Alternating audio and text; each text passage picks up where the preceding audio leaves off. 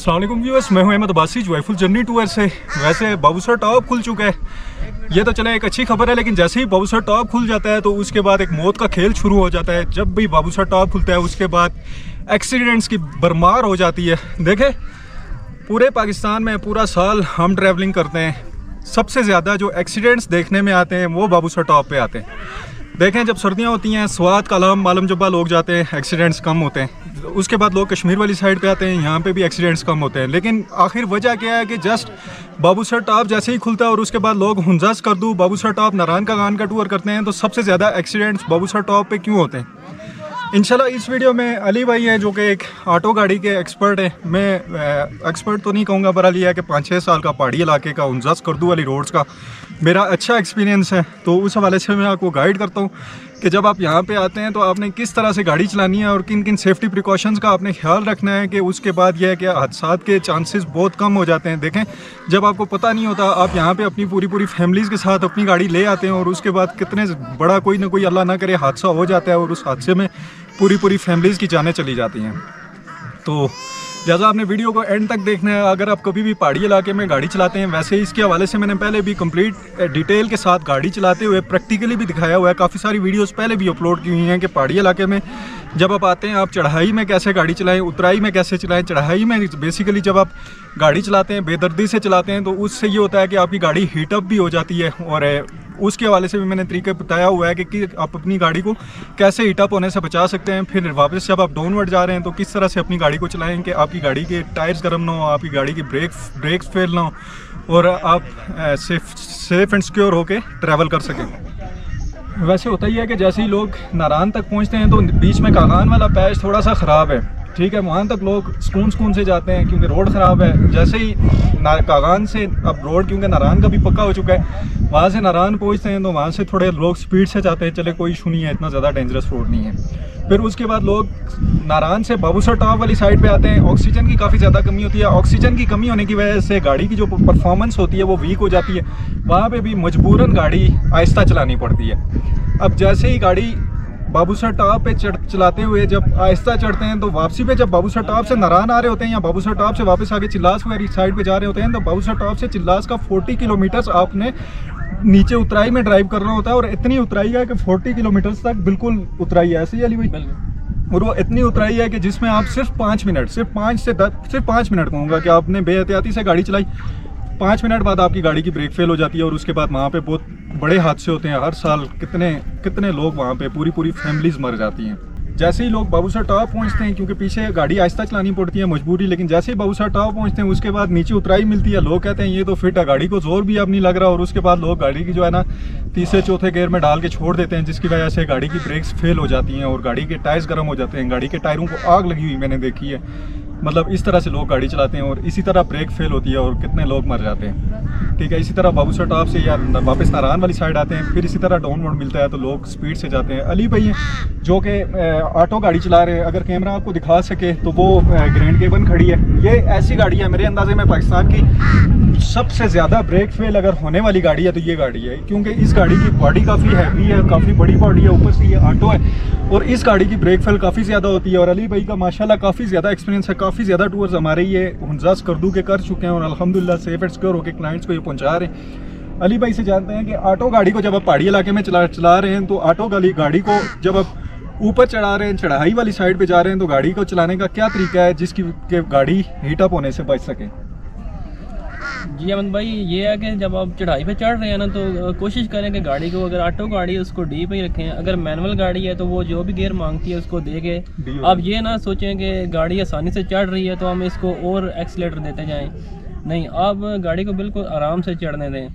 और ये जो ऑटो गाड़ी है इसको बिल्कुल आप आराम से चलाएं। जितना डी पे चढ़ जाएगी, बाबूसर टॉप चिलास वाली चढ़ाइयाँ मैं इसको डी पे चढ़ाता हूँ, बड़े आराम से चढ़ जाती हैं, इनको कोई मसला नहीं होता। और मेन मसला ये होता है कि वापसी पे उतरने के लिए, तो वापसी पे उतरने के लिए आप अगर कि ऑटो गाड़ी है लो पे उतारें, एल पे उतारें। अगर मैनुअल है, ऑटो मैनुअल डबल है तो उसको फर्स्ट गियर में उतारें, ठीक है। जो भी गाड़ी है चिलास तो अगर साइड पे खास तौर पे आप ऐसा करके फर्स्ट गियर में उतारें। और ये ना देखें कि कोई आपको क्रॉस कर रहा है, कोई हो सकता है उसका तजर्बा आपसे ज़्यादा हो, बिल्कुल आप फर्स्ट गियर में उतारें गाड़ी, ना किसी की रेस करें ना कोई। और अगर आपका तजर्बा नहीं है तो आप अपनी जान के लिए रिस्क ना लें, आप कोई तजर्बाकार ड्राइवर लेकर आएँ। बाकी हमारी यही दुआ है कि अल्लाह के ज़ात साहब को अपने हिफ्ज़ ईमान में रखें, तो आप हरियत से आएँ और हरियत से जाएँ। जी, अली भाई ने बड़ी ज़बरदस्त चीज़ें बताई हैं। देखें, एक तो ऑटो गाड़ी आपकी, आप ऑटो गाड़ी बिल्कुल सुकून से चढ़ाएं, चढ़ाई पे चढ़ते हुए आप डी पे चढ़ाएं। अगर बहुत ज़्यादा हैवी किस्म की चढ़ाई कहीं पे आती है तो वहाँ पे आप एल भी लगा सकते हैं और बिल्कुल सुकून से। गाड़ी को मेन पर्पज़ ये है, गाड़ी को आपने ओवर रेस नहीं करना, गाड़ी को हीट अप नहीं होने देना, गाड़ी को जोर नहीं मरवाना, गाड़ी को सुकून से आप ऊपर चढ़ाते रहें। फिर जब आप चढ़ाई पे जा रहे हैं, जाते हुए आप सारे पॉइंट्स जो पॉइंट्स हुंजा करदू वाली साइड पे आते हैं, खास करके मैंने सारे पॉइंट्स बताए हुए हैं, जितने भी पॉइंट्स मैंने वीडियोस में बताए उनको आप जाते हुए विजिट करें। जाते हुए जब आप उन पे स्टॉप ओवर करते जाएंगे तो उससे ये होगा कि आपकी गाड़ी को रेस्ट मिलता रहेगा और आपकी गाड़ी हीट अप होने से बचेगी। बिल्कुल। और वापसी पे, क्योंकि जब आप बाबूसर टॉप वगैरह वाली साइड से वापस आ रहे होते हैं तो वहाँ पे 13,700 फीट है, उसके बाद वहाँ पे ऑक्सीजन की काफ़ी ज़्यादा कमी होती है, तो ऑक्सीजन कम होने की वजह से आपके सर में भी पेन होता है। और उसके बाद ये कि आपका ज़्यादा पॉइंट्स पे रुकने का दिल भी नहीं करता, लिहाजा आप जाते हुए एक पॉइंट्स पे रुकते जाएँ, उससे फ़ायदा ही होगा। एक तो आप फ्रेश होंगे, आप अपने पॉइंट्स भी सारे विजिट कर लेंगे और उसके बाद आप अपनी गाड़ी भी आपकी थोड़ी थोड़ी देर बाद ठंडी होती रहेगी जब आप थोड़ी थोड़ी देर बाद स्पॉट्स पे रुकते रहेंगे। इसी तरह मैनुअल गाड़ी के हवाले से मैं आपको बताता हूँ, अगर आप मैनुअल गाड़ी चला रहे हैं तो पहला, दूसरा, तीसरा गियर, इसी गियर में आप गाड़ी को चढ़ाई वाली साइड पे चढ़ाएं। जहाँ पे गाड़ी दूसरा गियर मांग रही है दूसरे पे ही चलाएं, जहाँ पे पहला मांग रही है पहले में ही चढ़ाएं, लेकिन गाड़ी को ओवर रेस ना करें। बिल्कुल सुकून से 20, 30, 40, मैक्सिमम 40 इस स्पीड पे आप बाबूसर टॉप वगैरह वाली साइड पे चढ़ाई पे गाड़ी को चलाएं, क्योंकि ऑक्सीजन कम होती है। ऑक्सीजन कम होने की वजह से गाड़ी का जो इंजन होता है, बेसिकली उस इंजन के अंदर आग जल रही होती है और उस आग जलने के अमल को ऑक्सीजन की ज़रूरत होती है। और जब ऑक्सीजन गाड़ी को प्रॉपर नहीं मिलती तो उसकी वजह से गाड़ी की परफॉर्मेंस वीक हो जाती है। आपने परेशान नहीं होना, अक्सर लोग परेशान हो जाते हैं, हमारी गाड़ी को पता नहीं क्या हो गया, ये चल ही नहीं रही। हालांकि मेन रीज़न ये होती है ऑक्सीजन नहीं मिलती है। ऑक्सीजन ना मिलने की वजह से गाड़ी की परफॉर्मेंस थोड़ी सी वीक हो जाती है और गाड़ी थोड़ी स्लो हो जाती है। इसमें परेशानी वाली कोई बात नहीं है, बस आप गाड़ी को ओवर रेस ना करें।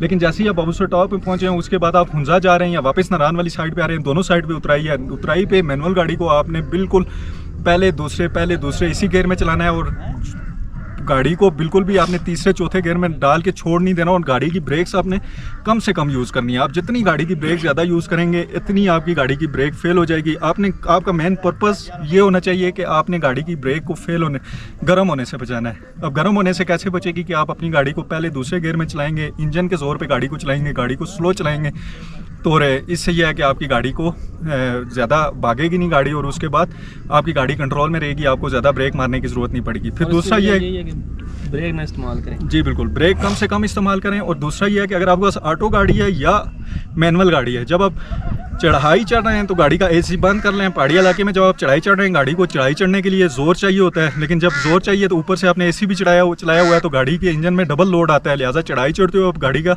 एसी बंद कर लें और जिस टाइम आप डाउनवर्ड जा रहे हैं, उतराई पे उतर रहे हैं, तो आप अपनी गाड़ी का एसी लाजमी ऑन कर लें। जब आप गाड़ी का एसी ऑन करेंगे तो उसके बाद ये होगा कि आपकी गाड़ी का इंजन जोर में आ जाएगा और आपकी गाड़ी का जो इंजन है उसको ज़्यादा पावर मिलेगी और वो इंजन भी आपकी गाड़ी को वो ज़्यादा भागने नहीं देगा। लिहाजा इसी तरह आप नीचे उतरते हुए भी अपनी गाड़ी का एसी ऑन लाजमी रखें, उससे भी आपको ब्रेक कम यूज़ करनी पड़ेगी। फिर यह है कि रोड के ऊपर जितने भी साइंस लिखे रहते हैं, कहीं पे वार्निंग साइंस लिखे रहते हैं, उन साइंस को लाजमी फॉलो करें। आगे मोड़ है, यहाँ से इतना चलें, यहाँ से इतनी स्पीड, जो भी मोड़ वहाँ पे प्रिकॉशंस दी हुई होती हैं, जो भी वहाँ पे बताया होता है कि इस स्पीड में चलें, तो उसी स्पीड में लाजमी आप चला करें। ज़्यादा ओवर रेस आप गाड़ी चलाएंगे और आपको यहाँ के मोड़ों का आइडिया नहीं है कि आगे मोड़ कैसा आ जाता है। सीधी रोड जाती है, जाते जाते एकदम टर्न खा जाती है, आपको आइडिया नहीं होता और सीधा आप नीचे चले जाते हैं। अभी यही हुआ है पीछे जो अभी एक्सीडेंट हुआ है जिसमें 4 लड़के जो नौजवान थे वो फौत हो गए और इसी अस्तक नाला में उस करदू वाली रोड पे उनके साथ भी यही हुआ होगा कि उस रोड में टर्निंग बहुत ज़्यादा टर्निंग है। हर 100 मीटर 200 मीटर के बाद तो वहाँ पे टर्निंग आती है। वो स्पीड से गए होंगे और आगे से ये आके अचानक मोड़ आया होगा और वहाँ पे उनसे गाड़ी कंट्रोल नहीं हुई होगी और उन्हें समझ नहीं आई होगी कि आगे मोड़ है, क्योंकि वहाँ के मोड़ ही ऐसे हैं। तो लिहाजा आपको आइडिया नहीं होता, आप पहली दफ़ा आते हैं, आप बेशक आएँ अपनी गाड़ी लेके आएँ, लेकिन ये है कि मोड़ों पर गाड़ी को आप कम से कम स्पीड में चलाएं, ठीक है। और अगर आप कभी भी हमारे साथ टूर करना चाहें तो वीडियो में दिए गए नंबर पर आप हमारे साथ भी रब्ता कर सकते हैं। देखें, जो मैनुअल गाड़ी है ना, उसको फर्स्ट या सेकंड गियर, मतलब पहला दूसरा गियर से तीसरा गियर लगाने की उतराई पे कोशिश ना करेंगे, क्योंकि जब आप दूसरे गियर से तीसरा गियर लगाने के लिए गाड़ी छोड़ते हैं तो गाड़ी अपनी स्पीड पकड़ जाती है। उसके बाद ये है कि ना तो आपका अगर ब्रेक नहीं लगती तो आपका सेकंड गियर नहीं लगेगा। ठीक है, जब गाड़ी स्पीड पकड़ जाती है वो आपका तीसरा गियर भी नहीं लगेगा, फिर गाड़ी आएगी चौथे गियर में, चौथे गियर में गाड़ी ज़्यादा स्पीड ले जाएगी, बिल्कुल ऐसे ही। तो वो आपकी जान के लिए साथ साथ खतरा है। जी बिल्कुल। और जब ठीक आप उतराई पे जा रहे हैं तो मेरे ख्याल से हर 10-15 किलोमीटर बाद आप 5-10 मिनट का ब्रेक लगा लें गाड़ी को, उससे ये होगा कि आपकी गाड़ी के टायर अगर नहीं। गर्म है तो गाड़ी के टायर ठंडे हो जाएंगे। और एक और भी बात है कि बजाय गाड़ी रोकने की आप अगर दूसरे गियर में चलते रहे ना स्लो स्लो, व्हीलों को हवा लगती रहती है, व्हीलों को हवा लगती रहती है तो गाड़ी अपने आप से ठंडी होती रहती लेकिन है। बाज लोग ऐसे भी होते हैं कि जो जिनसे पहले दूसरे गियर में भी, क्योंकि बाबूसर टॉप वाली उतराई ऐसी उतराई है कि जिसमें पहले गियर में भी आपका आरपीएम 5 में चला जाता है। वो तो जाता तो है, अगर हमारी गाड़ी बाज में लोग जाता है, ऐसे भी 5 होते से हैं, ऊपर चला जाता बाज है। लोग ऐसे भी होते हैं कि जो नहीं कंट्रोल कर पाते, उनके लिए ये ज़रूरी है कि वो 15 किलोमीटर बाद 40 किलोमीटर की उतराई है, एक स्टॉप कर लें, 20 किलोमीटर बाद एक स्टॉप कर लें और फिर आगे 20 किलोमीटर बाद फिर स्टॉप करने की ज़रूरत नहीं पड़ती। जस्ट आप दरमियान में एक स्टॉप कर लें, उससे ये होगा 15-20 किलोमीटर के बाद कि आपका भी थोड़ा वो थकावट कम हो जाएगी, रिलैक्स हो जाएंगे। रास्ते में रेस्टोरेंट्स बने हुए हैं, नमाज पढ़ें, खाना पीना करें, वाशरूम्स वगैरह यूज़ करें, तो उससे ये होगा कि आप भी वापस थोड़ा सेट हो जाएंगे और आपकी गाड़ी भी वापस सेट हो जाएगी। एक ब्रेक ज़रूरी है।